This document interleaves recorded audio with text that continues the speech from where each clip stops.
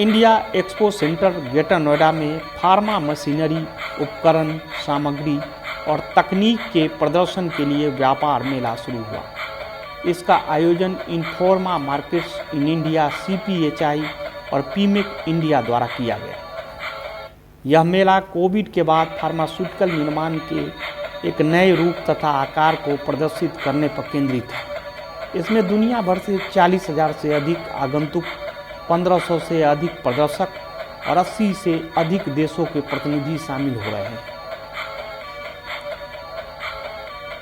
मेले में pharma machinery, उपकरणों, प्रयोगशाला तकनीक, उपकरणों, सामग्री का प्रदर्शन किया जा रहा है।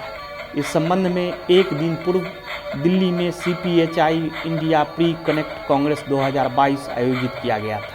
CPHI और पीमेक इंडिया के 15वें संस्करण के उद्घाटन Ravi Uday Bhaskar, doctor Veeramani SV, AB PS Chakravarthy और बोर्ड मेंबर्स फार्मिक्सल, साहिल मुंजाल जैसे प्रमुख व्यक्ति मौजूद रहे। प्रमुख प्रदर्शकों में Hetero, Aurobindo, Signet, Teva, Optimus, Lonza capsule, Merck, IMCD, Fette, कॉम्पैक्टिक, एलमाच, ACG, BD pharma, IMA, Cadmach, GA और कई अन्य कंपनियां शामिल हुई।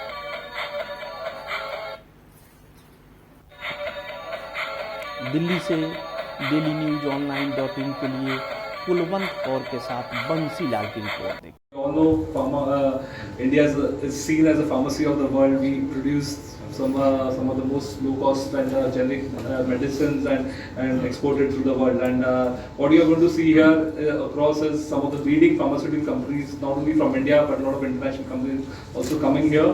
And over this next 3 days, there's a lot of sourcing that is going to happen in terms of business, and we also have a lot of events lined up over here.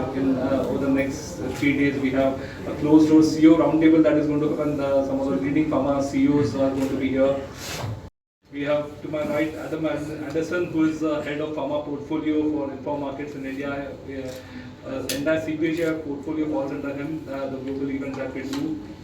To my next is Shri Viramani, who is Vice President of Pharmexcel and incoming President for Pharmexcel. Next to him is Chris, who is Senior Vice President Asia for Inform Markets in Asia. So after I speak, I'll pass on the mic to each one of them, and then we'll open the floor for questions. So as I was talking about this event, and this has become a leading sourcing event over the 3 days. People not only come here for sourcing, but also a lot of networking. Grown so much. I think today you'll walk around the show, you'll understand the sheer size of this exhibition. And I always say an exhibition is like a mirror.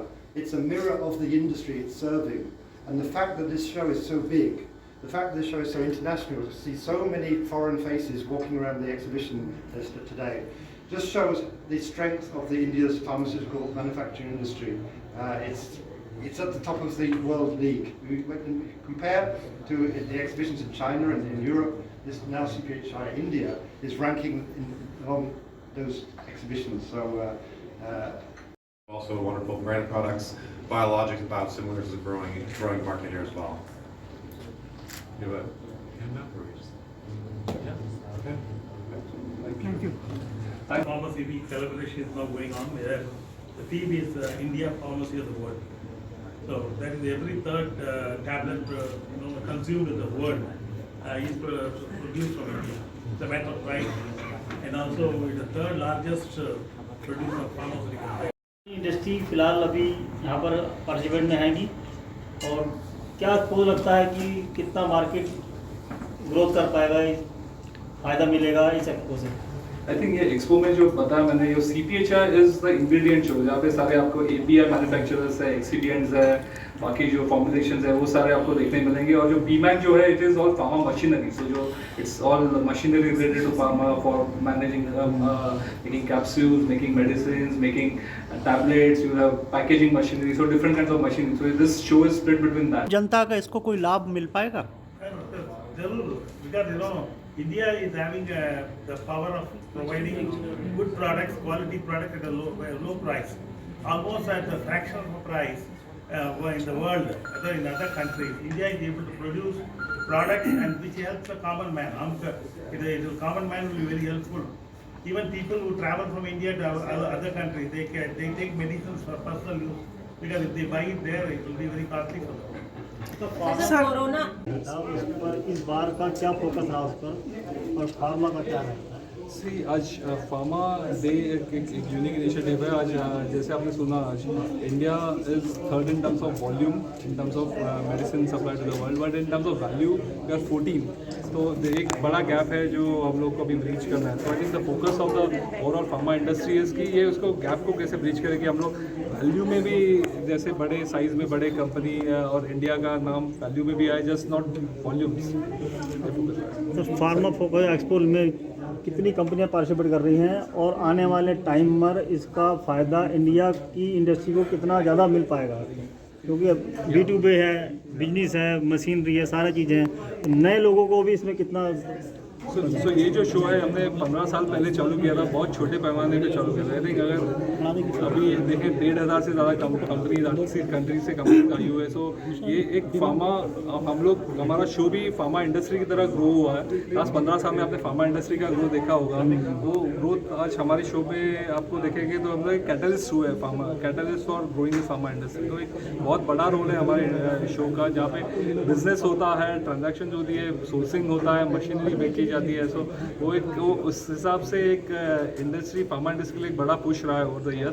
ये साल as I said 1500 से ज़्यादा company 1 lakh square metres के area में exhibit कर रही है. सो ये एक 3 साल से इतना स्केल का इवेंट हुआ नहीं था. 2019 में हुआ था और अभी 3 साल के बाद हो रहा है. तो डेफिनेटली इससे क्या होगा कि एक फार्मा इंडस्ट्री को बड़ा पुश मिलेगा, सोर्सिंग होगी, मशीन मिलेगा, तो उससे आपके कॉस्ट इवेंचुअली आपको over long run.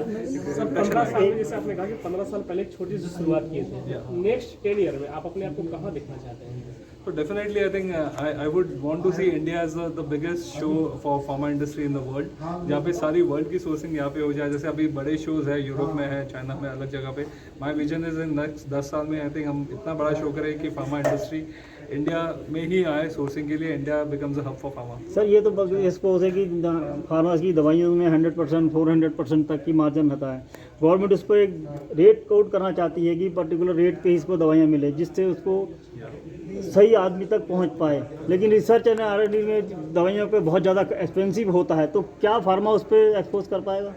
C I think आपको दोनों चीज़ एक साथ नहीं मिल सकती. आपको सस्ते में दवाई चाहिए और आपको रिसर्च और इनोवेशन करके नई दवाई भी चाहिए. बिकॉज अगर आपको इंडस्ट्री को पूछा, आज इंडिया में generic is the biggest market. Generic medicine हम लोग है जहाँ पे सस्ती दवाइयाँ दे सकते हैं, लेकिन इनोवेशन में हम लोग बहुत पीछे है आज वर्ल्ड से. आज सारी इनोवेशन कहाँ पे US में हो रही है, यूरोप में हो रही है, वहाँ पे हो रही है. आज Indian industry, pharma industry growing the pharma industry. तो एक बहुत बड़ा रोल है हमारे शो का, जहाँ पे बिजनेस होता है, ट्रांजैक्शंस होती है, सोर्सिंग होता है, मशीनरी बेची जाती है. सो वो उस हिसाब से एक इंडस्ट्री, फार्मा इंडस्ट्री के लिए एक बड़ा पुश रहा है ओवर द ईयर.